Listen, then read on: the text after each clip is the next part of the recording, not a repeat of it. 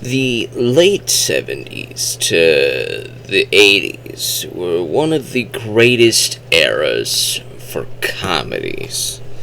I have four of them here in this incredible four-film movie laugh pack, which includes National Lampoon's Animal House, Fast Times at Ridgemont High, Dazed and Confused, and John Hughes' Weird Science. I believe Dazed and Confused was Linklater. I think that's his last name. I forget his first name. John or something. Linklater's. He did Boyhood, the 14 years to make movie. And trust me, I have that one. We'll get to that one eventually. I don't know who directed Fast Times at Ridgemont High. Maybe they'll tell me on the back. It was Amy Heckerling. Amy Heckerling. Yeah. Well, either way, there's a lot of stuff going on in all of these films, but the one that I liked the best, is no surprise, is Animal House. Animal House has the wonderful team-up of Ivan Reitman and Harold Ramis, starring Jim Belushi, and it is fantastic, wacky, crazy, but fun. And that's the most important thing. It may not make any sense, but it is fun. And fun is important for these types of films. There's one film that it reminded me of, and it was Police Academy. The first one, Police Academy, was another type of screwball type of comedy where everybody's going crazy, doing wacky stuff, everybody's having fun. Porky's was another one. There's a lot of fun type of films that exist out there. And Caddyshack's another one. That was another one of Harold Ramis and Ivan Reitman doing some amazing things together. This was incredible for me to watch. Very first time watching all four of these films, by the way. I've known about at least two of them, these two, for years. I just never got around to watching them. But I'm glad I finally gave Animal House a look. I don't have anything wrong, just any problems with it. It's just a fantastic comedy. Nothing's meant to be taken seriously. It's all just fun and games. The second film on the first disc after Animal House was Weird Science, which was weird. I'll admit, it was a little weird. But as Roger Ebert once quoted, I'm not gonna quote his exact words because I don't remember his exact words, but it said something like, John Hughes wrote a story for the 14-year-old boy experience. And there are plenty of 14-year-old boys out there who would love this type of film. And that I would agree with that type of aesthetic. The hormonal 14-year-old going through puberty and all this stuff, they would probably make something like this. They have posters of hot models on their walls. They are into older women. They have no idea that type of age gap probably shouldn't be a thing. They're not aware of that type of stuff. They're just being hormonal, horny teenagers and living life, It's a Weird Science. That's the Oingo Boingo song that plays at the beginning and at the end of the film. It's a fantastic song, one of my favorites. And it's just a fun, silly time. It kind of reminded me of Cinderella a little bit. One of the two best friends here lives a kind of Cinderella life with the tormenting older brother, played by Bill Paxton. He was also fantastic in the film. And it's just and she ends up being like the fairy godmother to these two kids and throws them into all sorts of wacky shenanigans meant to build their self-confidence. And in the end, it does build their self-confidence. They end up going after real girls that they were crushing on hard, but didn't have the self-confidence to get after them. Robert Downey Jr. was also in this film, one of his earlier roles, and he was pretty fun in this as well. He didn't have too much to do, but it was still a decent film, all in all. Weird Science was okay. I would probably place it in second place as the second best film on this set. Now, on the second disc, there's 2 discs in this film, 2 movies and 2 discs. So the third film I watched was Dazed and Confused.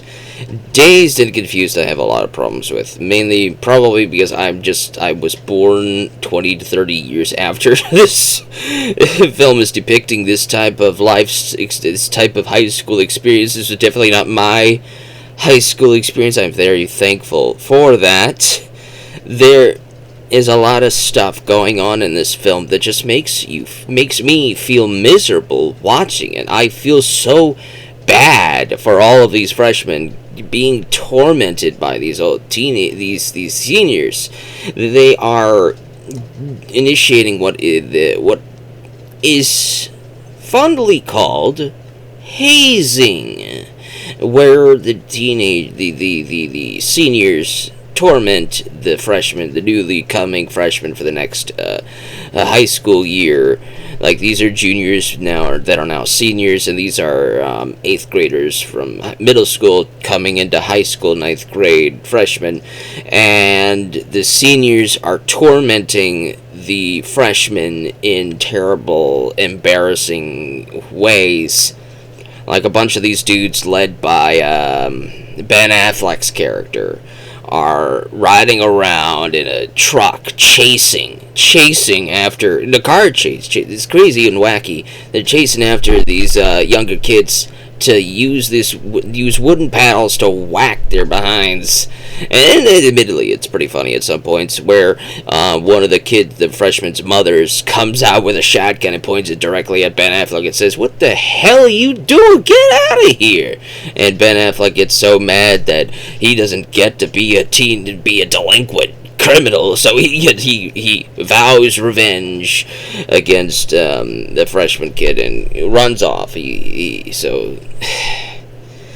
There's so much stuff in here that I absolutely hated. I don't like hazing. I never liked hazing in anything I've ever seen, in TV shows and movies and college comedies.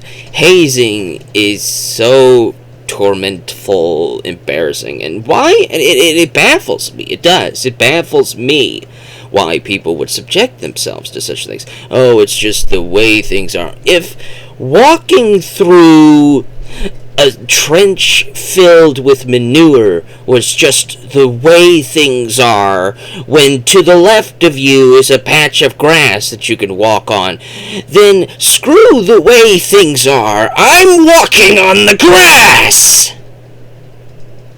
Anyways, Dazed and Confused is capturing a lot of points of view from the high school experience of the 70s, and Linklater, I would admittedly agree, does a really good job at exemplifying the small town teenage high school experience.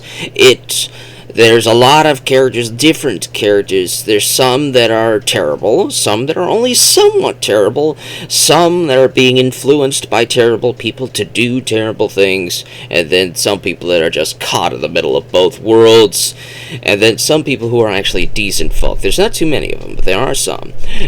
There's this red-headed girl that has like a red curly afro, and she's got these 2 friends. One of them looks like he's on speed or something, and the other one is a very nerdy looking dude. He's got glasses on, and he's probably the most reasonable person in this entire film to me. I felt sorry for the freshman kid, the main character, freshman kid. I don't know which actor plays him, but I also felt sorry for him.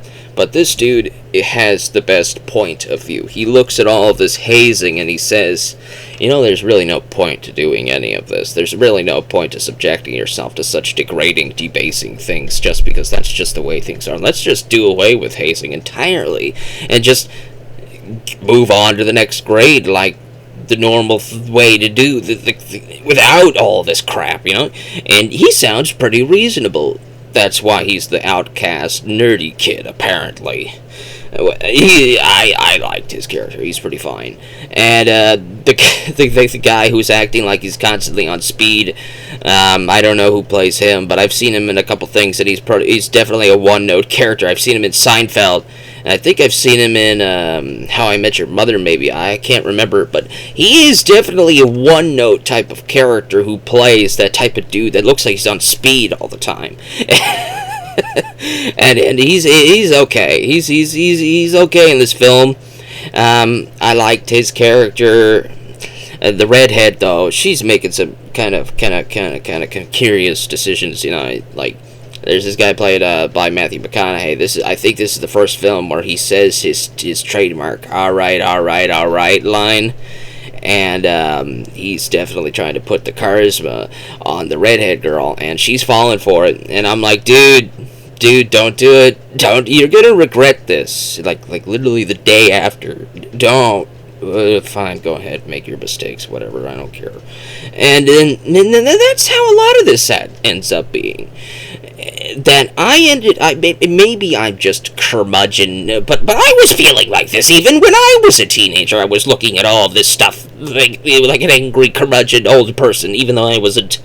I look at all the drinking, the smoking, the partying, and all this other stuff, and I'm like, you're gonna end up regretting a lot of this stuff later on. You're gonna end up, your body's gonna hate you the day after that. So why do you do these things? Why do you do them? I don't know. And the quarterback dude, he was okay, though he was also engaging in delinquent behavior. He was. There's a scene where the quarterback dude is trying to pull the freshman kid into. He's the more reasonable of the delinquent gang of delinquents. He's not the one that gets off on violently abusing these freshmen, like smacking them around and all that stuff. He's not into that, but he's also not breaking free from that type of conformist behavior. He's allowing it to happen. He's not trying to stop it, but he's also not engaging in it.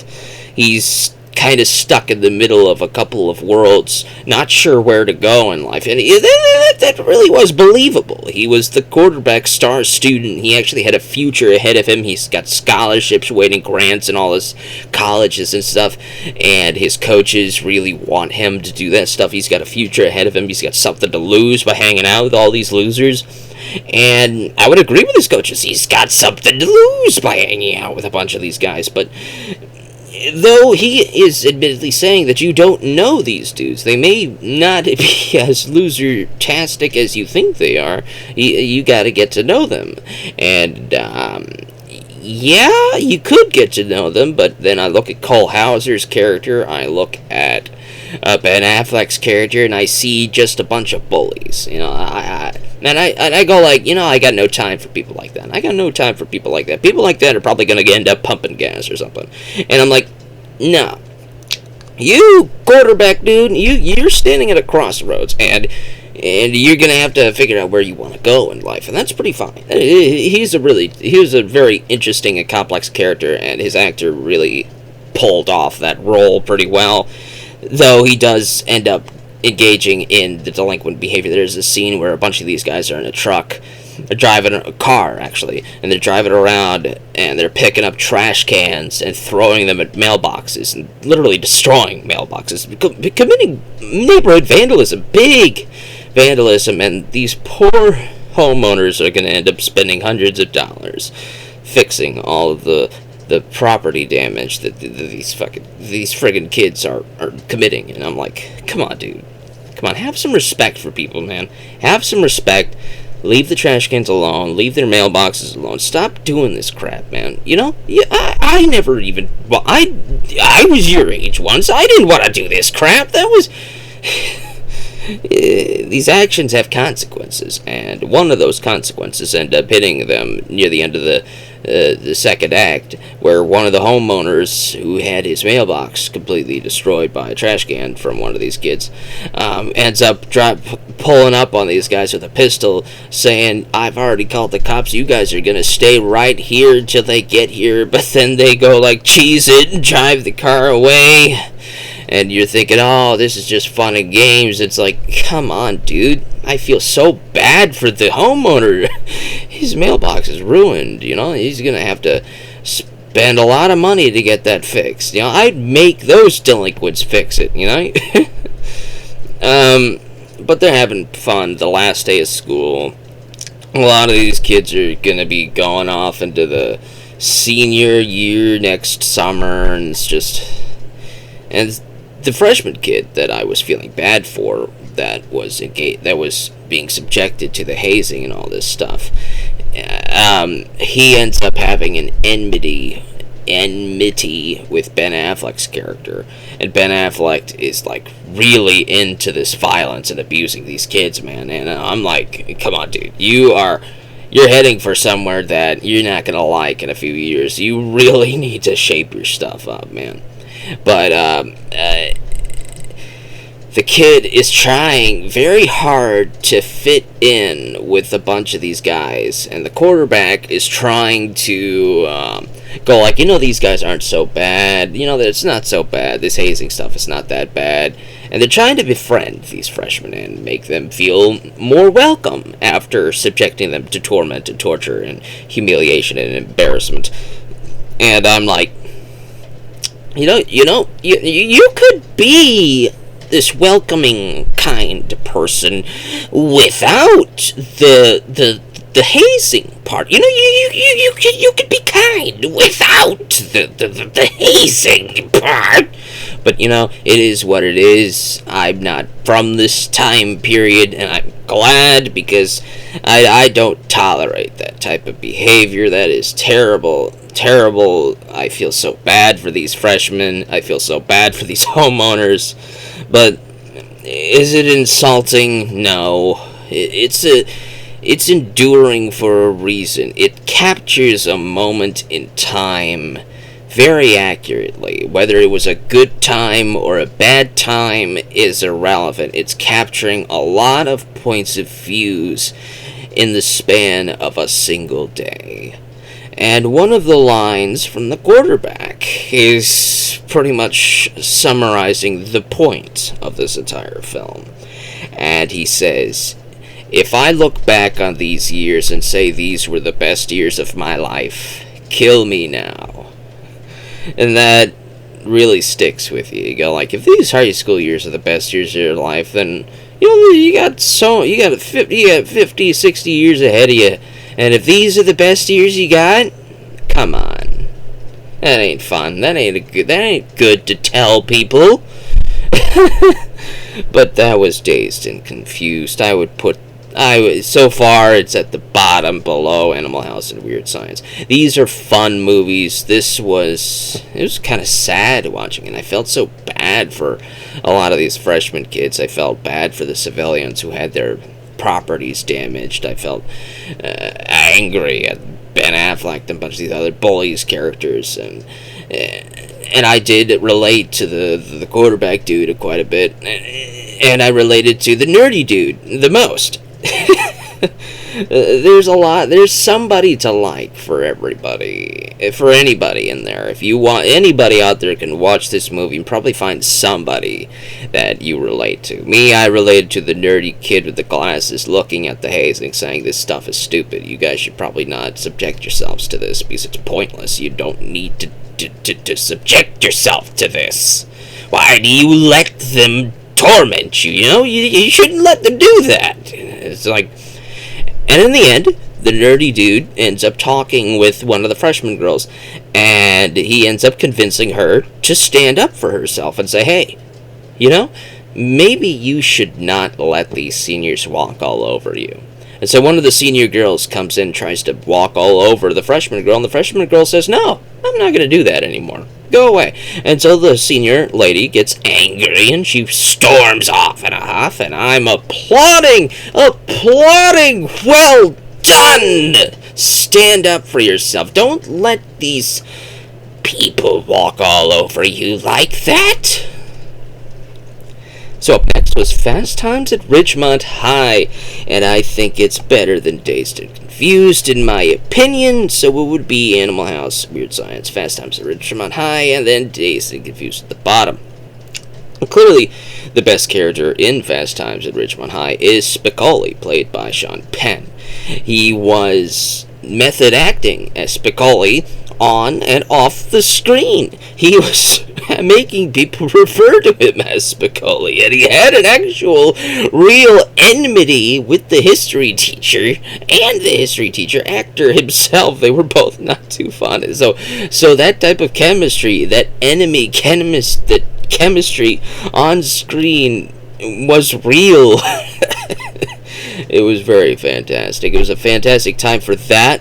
But there's some real drama going on in this film. It felt like an episode of Degrassi almost. You know, that show Degrassi that had a lot of stuff going on. It's not just fun and games at high school. There's some crazy stuff going on, eh?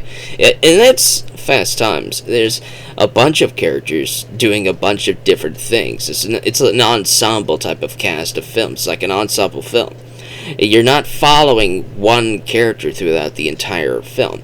We have a couple characters, and I'm going to pull out my handy-dandy notepad to write down some names so I can keep track of them all.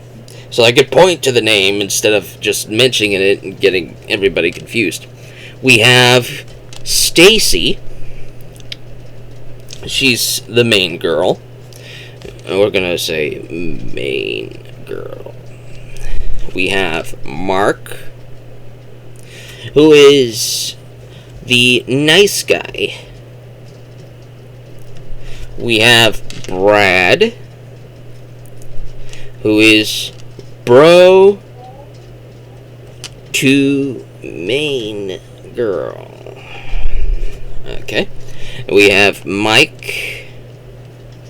We're just gonna call him the concert dude. We have Ron Johnson. We're just gonna call him RJ. We're gonna say 26-year-old. And then we have coworker lady. I don't know her name, but everybody thought that she was incredibly attractive. I've seen pictures of this person. I've seen posters of this person. So we're just gonna call her the model. And is that everybody? Yeah, that's everybody I want to talk about. So we have here in Fast Times at Ridgemont High, Stacy, the main girl who is working in a cafe at the Ridgemont Mall with coworker lady who is a model. Coworker lady is a little bit of a sexual deviant. They're both teenagers. Stacy is 15, and her coworker is a sexual deviant. And Ron Johnson comes into the cafe, and he sits down to order food, and they both find him attractive. So coworker coerces Stacy to go over to Ron Johnson's table to take his order and flirt with him a little bit. So Stacy walks over to Ron Johnson's table and tries to take his order, and Ron Johnson asks her how old she is. And Stacy, who is 15, lies and says she's 19.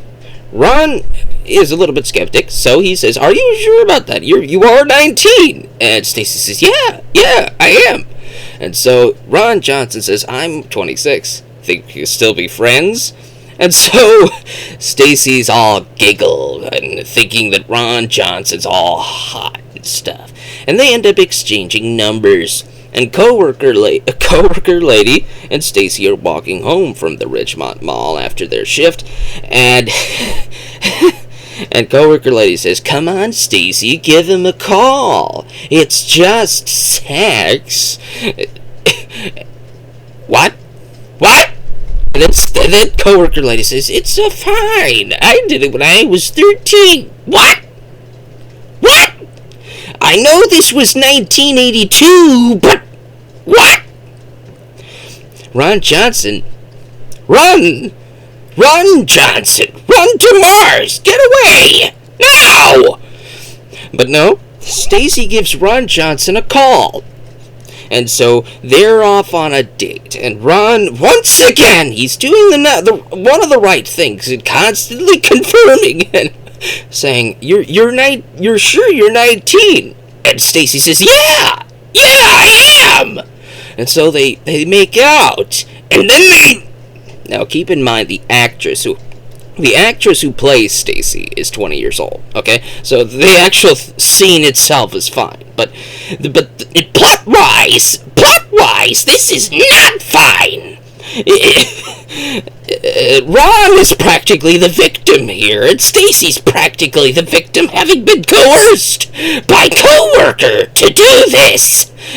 You can see Stacy's face. She's not exactly perfectly okay with this type of thing, but she's going ahead with it because she thinks this is what she wants. Coworkers coerced her into this, and then the next day, Ron Johnson sends flowers to her house, and Brad, the brother, who was played by Judge Reinhold, he's one of the best characters in this film.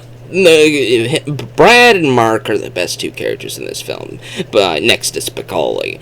And Spicoli's the funniest character with his interactions with the history teacher. I loved those parts. Those were the best parts of the film, but in terms of like the heart of the film, the actual heart of the characters, Brad and Mark are the best oriented, the best aligned. They have the best morals, the best ethics, the best values. And Brad's like, I've seen these flowers. Who is Ron Johnson? And Stacy's like, get rid of these flowers. Don't let Mom and Dad see these. And so Brad gets rid of the flowers. And Ron Johnson never calls again. He's out of the movie after this. He's gone. And Stacy never mentions him again.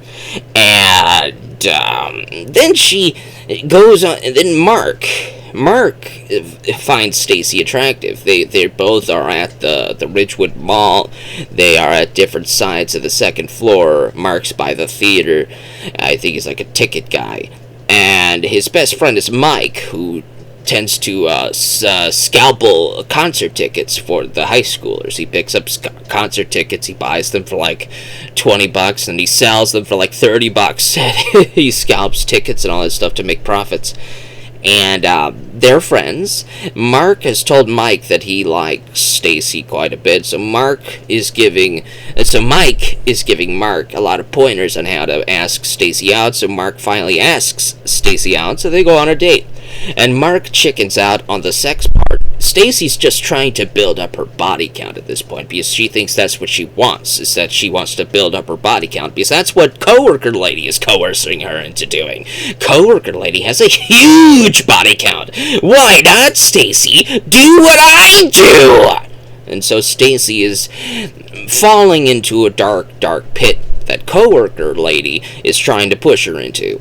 And so Stacy tries to get the sex on with Mark, which admittedly is more okay because they're both going to the same high school. At least that's a closer age gap, Mark chickens out. He says, this is the first date. This kind of feels uncomfortable. Let's not do this. So Mark leaves without doing the dirty deed. She still likes her, but he's anxious. He's an anxious guy. He's antsy. It reminds me a little bit of me, honestly. So Stacy is kind of saying, "Oh, Mark doesn't like you," and I'm like, "Of course he does." The reason why he chickens out is because he wants it to be an actual nice experience and not just something stupid like whatever you're trying to do here. And so Stacy is talking to Coworker Lady about that. And then Mike shows up, and then Stacy goes like, "You know what? I'm going to try to bag Mike instead." And so Mike, knowing that Mark is crazy about Stacy, goes after her because Stacy is flirting like crazy with Mike. She's strongly flirting with Mike. And, the right thing to do, Mike, would be to say, "Hey, Stacy, stop. I'm not for this. This is my best friend here. I ain't gonna go around his back like this. I'm gonna say no. But Mike doesn't do that. He goes for it because you know, why turn down an offer like that? You know. So Stacy and Mike go to get the deed on, and then Mike climaxes prematurely. Really early, within like 20 seconds, 10 to 20 seconds. And then he runs out of there real fast. Now, this is where the point of the plot where I get a little bit confused. I don't know how much time has passed after this moment. So, this next bit has me both confused and angry at the same time. Because if it is the way I'm thinking about it, then Stacy looks really bad, but it's also more the coworker's influence on Stacy that really makes me really angry too.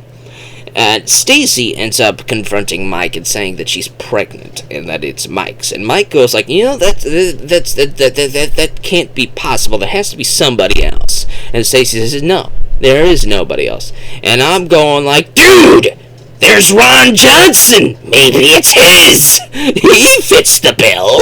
He's been a couple days ago, maybe a couple weeks ago. I have no idea the time frame or how much time has passed in this movie. It could be Ron's! But so she tries to get Mike to pay for an abortion. Pay half of it. And Mike's going like, you know, I don't have that kind of money. So he's trying to scalp and get more money out of his customers, people who owe him money, but they don't have the money to give him at that time. So he can't come up with the money, so he chickens out on the abortion. And so Stacy goes to get it by herself. Brad drives her there. Brad is the best big bro in the film. He's the best character, so he's sticking up for his sister. He says, you don't have to tell me whose kid it is. I'm just glad you're okay. Brad's a great guy. Judge Reinhold really sells this character. He's one of the best in this film. Although, admittedly, he's still attracted to coworker lady, which, fair, but still, no, don't ever do that, Brad. Don't ever go near this person. Stay away from coworkers. She's bad news. You're gonna have a bad time. You're gonna have years and years of regret, much like Ron Johnson, who was probably halfway to Mars by now after realizing who Stacy is. Because, you know, I doubt many people ask for your ID before going to Pound Town, but apparently that's what you gotta do when you're Ron Johnson. You gotta ask people for your ID. You go like, hey man, I need to see your ID because I don't trust you when you tell me you're 19. I want to see your ID. What's your ID? It's like when you're trying to order alcohol. You gotta ID check people because sometimes they try to get alcohol when they're underage. So, Ron Johnson's halfway to Pluto, and Mike is chickening out of paying for a kid that he doesn't even think is his. But so Stacy's doing something that's very, very embarrassing, very, very difficult to do by herself, but she's got her big bro by her, so that's brownie points for him. Mark finds out what Mike did, and so Mark and Mike have a fight. And Mark's been snubbed, he's an anxious little dude. I sympathize. I sympathize with you, dude. I do. Even though I would say, you know, Stacy's probably not, you know. But then I also say, it's not entirely Stacy's fault, because she's got a terrible influence on her. That we need to get rid of this influence, and maybe Stacy turns around and stops trying to fall down that rabbit hole, right? So Mark tries again with Stacy, and Stacy realizes after this whole abortion ordeal, she's done trying to build just a simple casual sex body count. She wants to go for a real relationship, and she initiates with Mark saying she wants to go out with him again, and Mark's like all over the moon happy about this. He makes up with Mike, and they go off on their thing. Brad has his own storyline where he ends up stopping a would-be the robber, criminal dude, thief from trying to rob his grocery store or whatever, his gas station, Price Mart, Minute Stop, Quick Stop. So Brad ends up being a hero about that. Good for you, Judge Reinhold, Brad. He's awesome. And good for you, Mark. And good for you, Stacy. You get to move on from this terrible influence. I hope you never talk to her again. And much like Animal House, where a lot of how they usually have a casting call at the end of the film where they have this little title card for every main character, and they tell you where are they now type of thing, and they show it where everybody is, and they say Brad has gone on to become a manager at the Quick Stop. Mike has gone on to get arrested for scalping concert tickets, and so he's doing something else. Ron Johnson's never mentioned again because he's halfway to the Andromeda Galaxy by now. Coworker ends up going to college and is now living with her psych professor, because of course she is. Stacy and Mark are together still. They're having a nice, loving relationship, a healthy relationship, and that is what we all want to see. That is a good closing for this storyline. They also show what happens to Spicoli. Spicoli ends up saving somebody during a surfing accident and ends up blowing all of his reward money for hiring Van Halen for his birthday party. Yes, love you, Spicoli. And the history teacher, he's just convinced all of his students are on dope. He's like, you're all friggin' hopeless. Nobody can even remember the date of the Boston Tea. I don't even remember the date of the Boston Tea Party. I just know it happened. It's very deep, despite just being a joke with Spicoli and the history professor that could have just been a TV show type of stick. They went a lot deeper with these characters, showing you the lives and problems that these characters could face, that a lot of high schoolers probably do face in the real world. And I believe this was based off some 22-year-old with a baby face going to high school incognito, in disguise, to learn about the high school experience that they never got to have.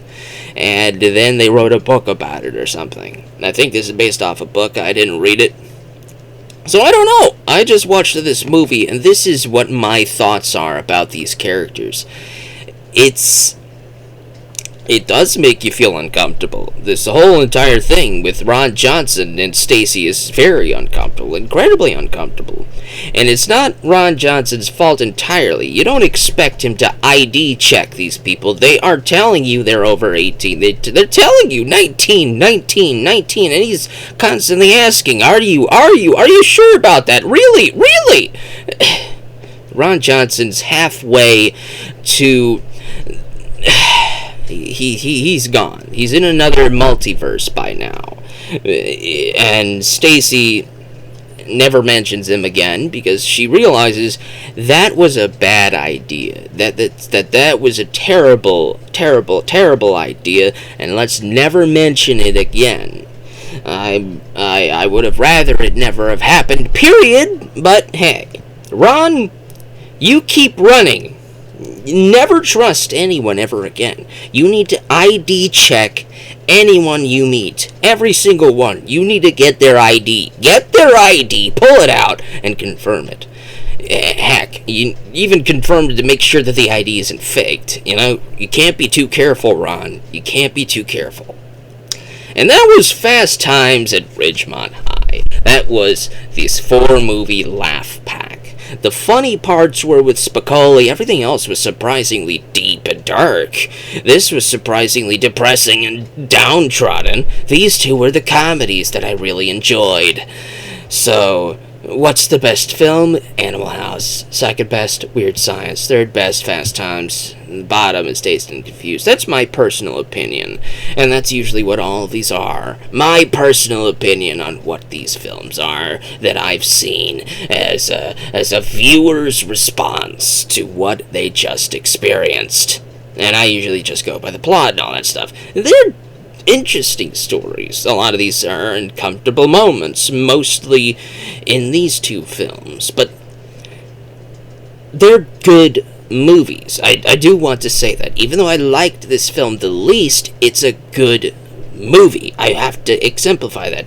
That it's okay not to like good movies, and it's okay to like bad movies. You know, I loved The Fanatic with Friday Night Lights dancing man that I forgot his name. How do you forget his name? How do you forget this man's name? Travolta! John Travolta. You know, I liked The Fanatic with John Travolta. It was a fantastic film, a lovely film that was terrible. But you can have a lot of fun with it. I had a lot of fun with that movie. Just as you can not have fun with a good movie, you know? That's my experience. Take it or leave it.